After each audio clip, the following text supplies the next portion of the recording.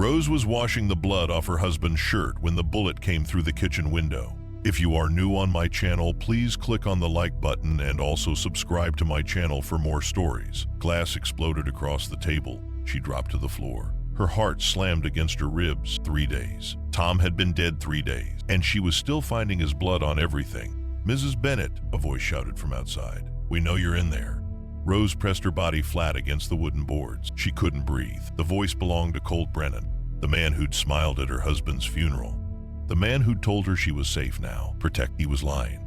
"Your husband made a mistake, Mrs. Bennett," Colt yelled. "He wrote something down before he died. We need that notebook." Rose had no idea what notebook he meant. Sheriff Tom Bennett had kept journals, sure, but Rose hadn't looked at them. She'd been too broken, too empty. Another gunshot. This one hit the door. "You've got 1 minute to bring it out," Colt said, "or we burn the house down with you inside." Rose's hands shook. She crawled toward the bedroom. She had Tom's old rifle under the bed, but there were at least 4 men outside. Maybe she'd heard their horses, their boots, their laughter. She would die here, just like Tom died. Tom had been shot in the back on a Tuesday morning. He'd been riding home from the mines. Someone ambushed him on the road. No witnesses, no evidence, just a dead sheriff and a widow who couldn't stop screaming. The town said it was probably drifters, outlaws passing through, but Rose knew better now. Colt Brennan had killed her husband, or ordered it done, and now he wanted to kill her too. She reached the bedroom, grabbed the rifle. Her fingers fumbled with the bullets. She loaded 3 rounds. Her whole body trembled. "Time's up, Mrs. Bennett." She heard boots on the porch. They were coming inside. Rose raised the rifle, pointed it at the door. She would shoot. She had to. There was no choice. The door burst open. A man stepped inside. Not Colt. Someone younger.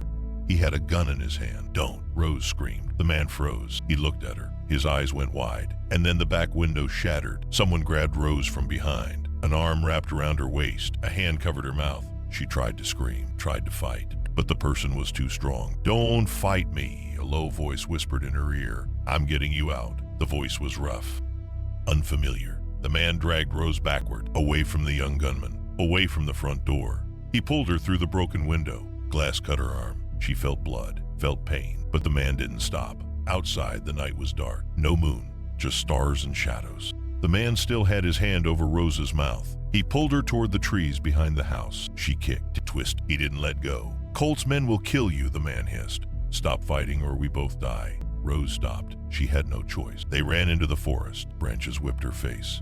Her dress caught on thorns. Behind them, she heard shouting. Colt's voice screaming orders. "Find her, she can't get far." The man pulled Rose deeper into the trees. He moved fast, like he knew every step, every root, every rock. Rose's lungs burned. Her legs ached. She wanted to collapse, but the man's grip kept her moving. Finally, he stopped. They were standing beside 2 horses, both saddled, both ready to run. The man let go of Rose. She stumbled backward, gasped for air. Her whole body shook. "Get on the horse," the man said. Rose looked at him for the first time. He was tall, broad shoulders, dark hair. A scar ran down the left side of his face. He wore a black coat, dusty boots, and a gun belt with 2 revolvers. Rose knew that face. She'd seen it on wanted posters all over Redemption Creek. "You're Jack Donovan," she whispered. "The outlaw. The man her husband had sworn to hang." Jack stared at her. His jaw was tight. His eyes were hard. "Yeah," he said. Rose backed away. "You're wanted for murder." "I know. My husband wanted you dead." Jack's expression didn't change. "Your husband wanted a lot of things." Rose's mind spun. This didn't make sense. Why would an outlaw save her? Why would Jack Donovan risk his life for the widow of the man who hunted him? "Why did you help me?" Rose asked. Jack swung onto his horse. He looked down at her. His face was stone. "Because Tom asked me to." Rose's heart stopped. "What?" "Your husband came to me 2 weeks before he died," Jack said quietly. "He told me if anything happened to him, I had to protect you. He said Colt Brennan would come for you, and he was right." Rose couldn't breathe, couldn't think. Tom had gone to an outlaw, the man he swore to capture. "That's impossible," Rose said. "Tom hated you." Jack's eyes darkened. "No, he didn't." Behind them, voices shouted. Closer now. Colt's men were coming. Jack reached down, held out his hand. "Get on the horse, Rose," he said. "Or die here, your choice." Rose looked back toward her house. Smoke was rising now. Orange flames licked the windows. Colt had made good on his threat. Her home was burning. Everything she had left of Tom was burning. She looked at Jack Donovan, the wanted man, the stranger her dead husband had trusted. She didn't understand, but she didn't have time to understand. Rose grabbed Jack's hand. He pulled her up onto the horse behind him. She wrapped her arms around his waist, felt the heat of him, the solidness. "Hold tight," Jack said, and then they ran, into the darkness, into the mountain, away from everything Rose had ever known. She didn't know where they were going. She didn't know if Jack was telling the truth. And she didn't know what her husband had written in that notebook that was worth killing for. But as the flames of her house faded behind them, Rose made herself a promise. She would find out, even if it killed her. They rode for hours. Rose's arms ached from holding on to Jack. Her legs cramped. Her whole body hurt, but she didn't let go. The mountains were dark and cold. The wind bit through her thin dress. She had no coat, no supplies. Nothing but the clothes on her back and the blood drying on her arm. Jack didn't speak. He just rode. Higher and higher into the hills, away from Redemption Creek, away from Colt Brennan and his men. Finally, when Rose thought she couldn't hold on another second, Jack slowed the horse. They were in a canyon. Rocks rose up on both sides like walls. Jack dismounted. He reached up and helped Rose down. Her legs nearly gave out. She grabbed his arm to steady herself. "Where are we?" she asked. "Safe," Jack said. He led the horses deeper into the canyon. Rose followed. She had no choice. She was alone in the mountains with a wanted man. If she ran, she would die. Cold. They reached a small cave. It was hidden behind a pile of boulders. You couldn't see it unless you knew where to look. Jack tied the horses outside. Then he pulled Rose into the cave. Inside, it was dark, but dry, and warmer than outside. Jack struck a match, lit a lantern. The light filled the space. The cave was small but lived in. There was a bedroll in the corner, supplies stacked against the wall, canned food. This wasn't a hiding spot. This was a home. "You've been living here," Rose said. Jack nodded. "For 3 months. Why?" "Because your husband asked me to stay close," Jack said. "He knew something was wrong. He didn't trust Colt.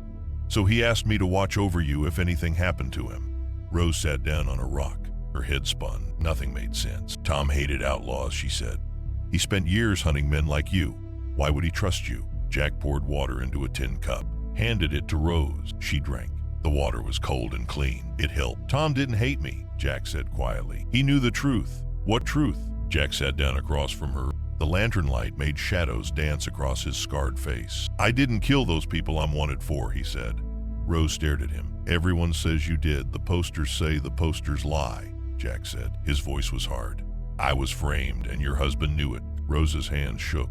She set down the cup before she dropped it. "If Tom knew you were innocent, why didn't he clear your name?" Jack's jaw tightened.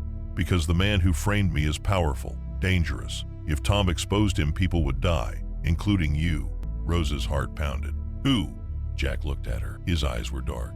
"Colt Brennan." The name hit Rose like a punch. Colt Brennan, the richest man in Redemption Creek, the man who owned the mines, the man who controlled half the town, the man who had smiled at her husband's funeral. "Colt framed you?"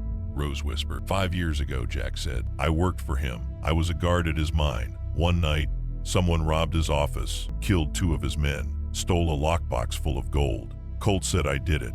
He had witnesses, evidence, everything pointed to me. But you didn't do it."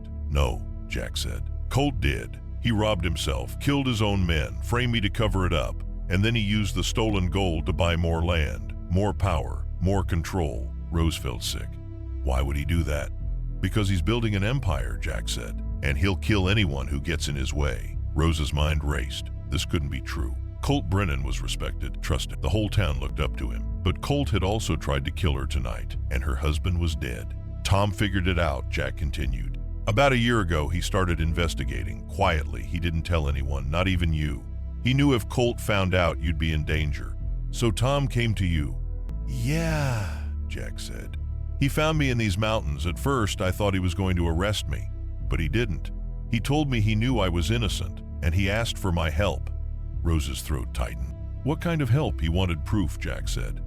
"Evidence that would bring Colt down, something solid, something a judge couldn't ignore. So we worked together, in secret, for months." Tears filled Rose's eyes. Tom had been risking his life, and she hadn't even known. "Did you find proof?" she asked. Jack nodded slowly. "We did. Tom wrote everything down in a journal. Names, dates, crimes, everything Colt had done, every person he'd killed or framed.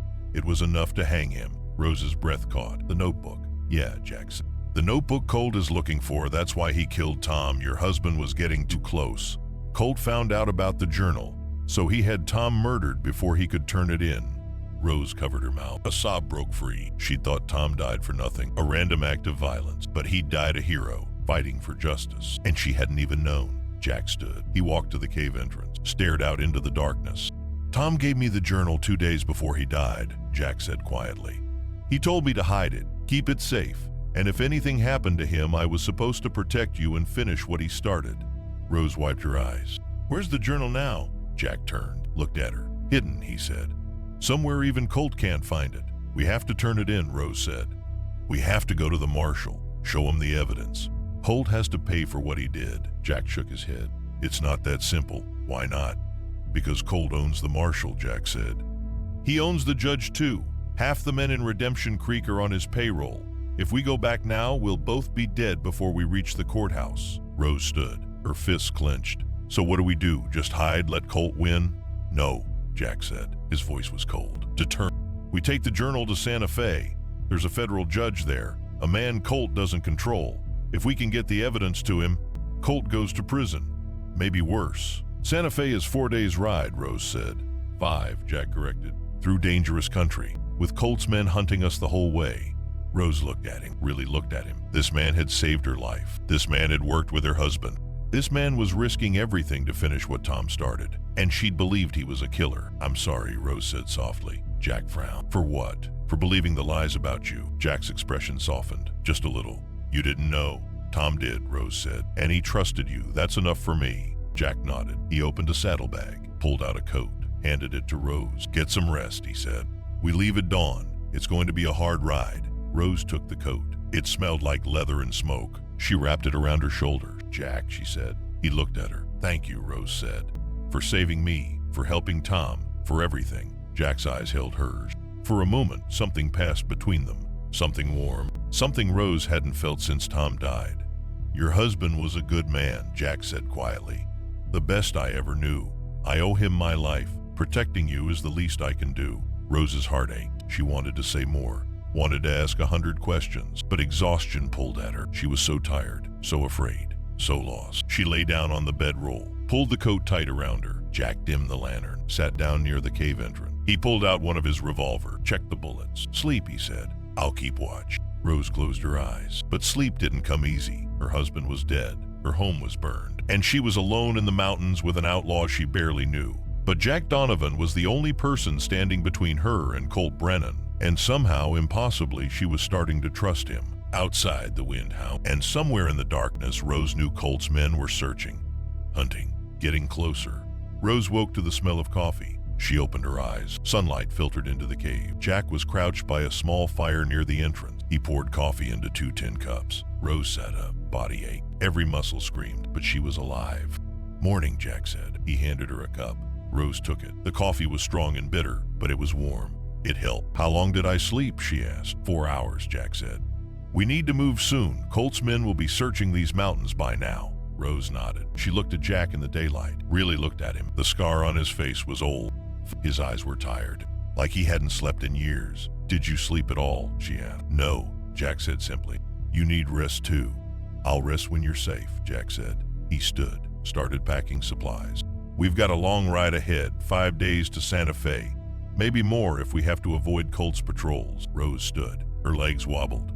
She steadied herself against the cave wall. I'm not a rider, she admitted. I don't know if I can make it 5 days. Jack looked at her. His expression was unreadable. You can, he said. You're stronger than you think. Rose wasn't so sure, but she didn't have a choice. They packed the horses. Jack gave Rose bread and dried meat. She ate even though her stomach twisted with fear. She needed strength, needed energy. They rode out of the canyon as the sun climbed higher. The mountains were beautiful, but dangerous. Every shadow could hide an enemy. Every sound could be a threat. Jack rode ahead.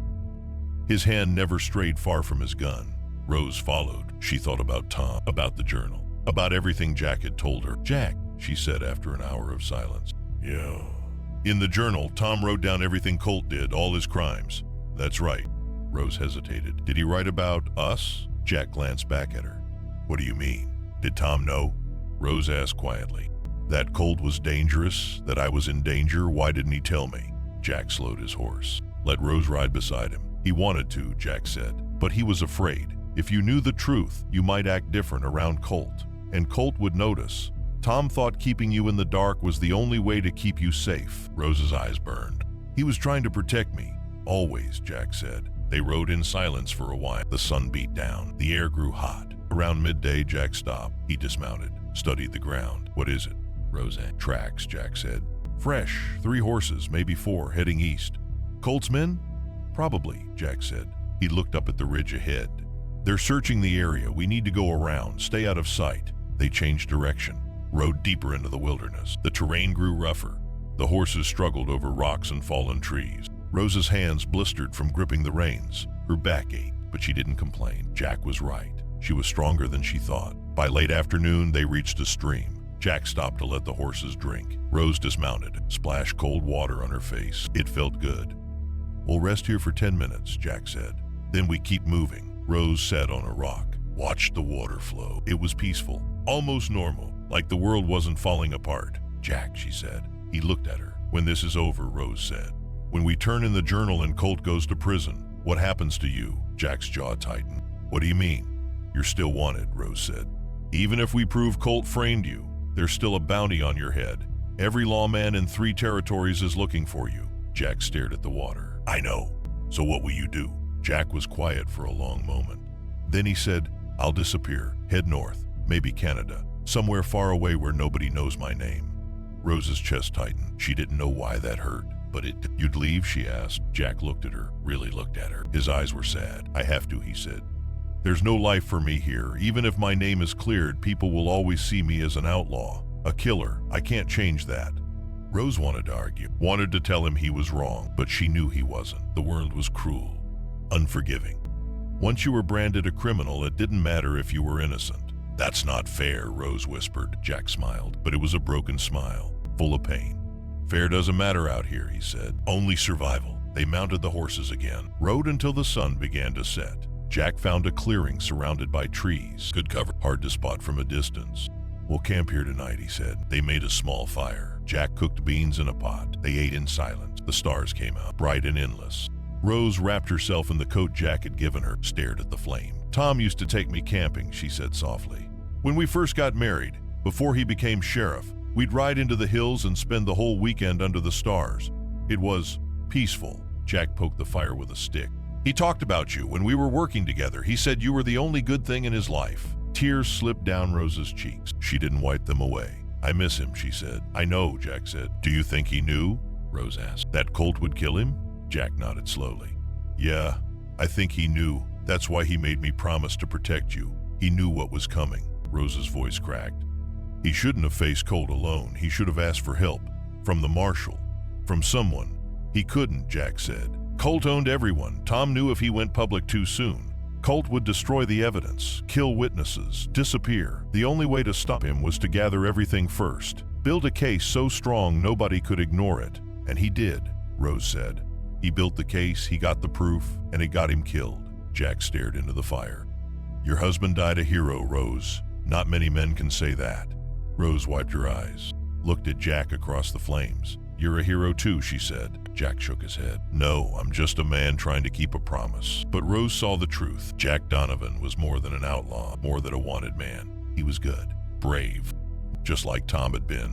"Why did you agree to help him?" Rose asked. "Tom, I mean, you could have run, left the territory, started over somewhere else. Why risk your life for a sheriff?" Jack was quiet for a long time.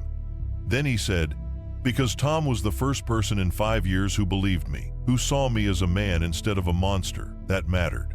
More than I can say." Rose's heart ached. She stood, walked around the fire, sat down beside Jack. "I believe you too," she said. Jack looked at her. Their faces were inches apart. The firelight danced in his eye. "Rose," he said quietly, "you should get some sleep." But Rose didn't move. She couldn't. Something had shifted between them. Something powerful. Something dangerous. "Jack," she whispered. "Don't," he said. His voice was rough, strained. "You just lost your husband. You're grieving. This isn't, you don't want this." "Don't tell me what I want," Rose said. Jack stood, put distance between them. "We have 4 more days on the trail," he said. 4 days where we need to stay sharp, stay focused. If we let our guard down, Colt wins, and everything Tom died for means nothing." Rose stood too. Her heart pounded. "You're right," she said. "I'm sorry." "Don't be sorry," Jack said. "Just get some rest." Rose lay down on the bedroll, pulled the coat over her shoulders, but sleep felt impossible now because she'd almost kissed Jack Donovan, and part of her wish she had. Hours passed. The fire died down to embers. Rose finally drifted into a restless sleep. She dreamed of Tom, of their wedding day, of his smile, his laugh, Then the dream shifted. Tom was lying in the road, blood spreading across his shirt, his eyes staring up at nothing, and standing over him was Colt Brennan. Rose woke with a gasp. It was still dark, but Jack was standing, his gun drawn, staring into the trees. "What is it?" Rose whispered. "Horses," Jack said quietly. "Coming this way." Rose's blood went cold. She heard it now. Hoofbeats. Men calling to each other. Colt's men had found them. Jack grabbed Rose's arm, pulled her to her feet. "Run," he said. "What about the horses?" Rose asked. "Leave them," Jack said. "We go on foot now." They ran into the darkness, away from the camp, away from the voices. Behind them, Rose heard shouts. "Fresh fire! They were just here! Find them! Colt wants the woman alive!" Rose's lungs burned, her legs screamed, but Jack pulled her forward, through the trees, over rocks, into the black. A gunshot cracked the night, then another. Bullets whipped past them. Too close. Jack pushed Rose behind a boulder, returned fire. His revolver roared. Twice. Someone screamed in the darkness. "Go!" Jack yelled. "Keep running." Rose ran. She didn't think, didn't question. She just ran. Jack fired again. Then he was beside her, breathing hard. They crashed through brush, stumbled down a slope. Rose fell. Jack hauled her up, kept moving. The voices faded. The gunshots stopped. But Rose knew they weren't safe. Not yet. Not until Colt Brennan was dead or behind bars. And maybe not even then. The end. Thank you for listening to The Sheriff's Widow and the Wanted Man. Rose and Jack's journey doesn't end here. They still have the journal. They still have hope. And they still have each other. But the road to Santa Fe is long. And Colt Brennan won't stop until they're both dead. Will they make it? Will justice finally come for Colt? And will Rose and Jack find love in the ruins of loss? That's a story for another time. Until then, stay safe out there.